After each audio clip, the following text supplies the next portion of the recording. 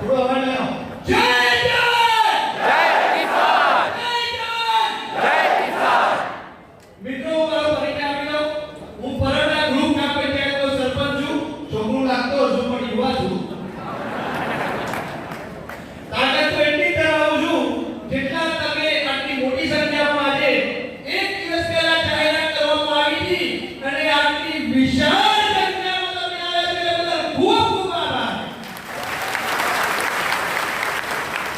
મિત્રો ગરમી લાગતી હશે, ભાદરવાની ગરમી પડે છે, એમ લાગતો હશે ક્યારે ઘરે જઈએ, પણ આ ગરમીમાં પણ વૃદ્ધો, વડીલો, માતાઓ, બહેનો ટ્રેક્ટરમાં બેસીને તડકામાં આવે છો તો બધાનો હક લેવા માટે આવ્યા છો. કોઈના બાપની જમીન આપવા માટે નથી આવ્યા.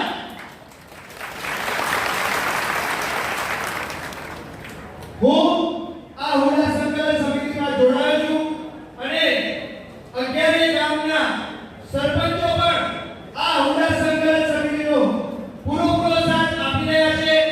આજના ટૂંક સમયમાં આપ સૌ આટલી મોટી સંખ્યામાં આવ્યા એ બદલ ખૂબ ખૂબ આભાર માનું છું તમારા બધાનો. અને સરપંચોએ આ ચાલુ કર્યું છે તો હું એટલું જ કહીશ કે સરપંચીએ સાહેબ સમય આવશે તો મરેલું કૂતરું પણ ઉપાડી લેશું. અરે સરપંચીએ સાહેબ સમય આવશે તો મરેલું કૂતરું પણ ઉપાડી લેશું. અને જો ખેડૂત માટે લડવાનું આવશે તો લગાવેલા પોસ્ટર પણ ઉપાડી લેશું.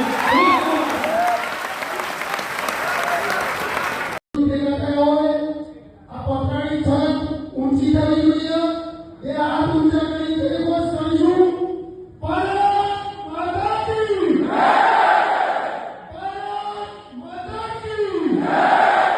જય જવાન જય કિસાન. જય જવાન જય કિસાન. જય જવાન જય કિસાન. જય જવાન જય કિસાન.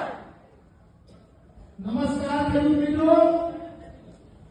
આજે તમારા સામે એક ખેડૂત મિત્ર તરીકે વાત કરવા આવ્યો છું. આજે આપણે ભેગા થયા છીએ. આ કોઈ રાજકીય મંચ નથી.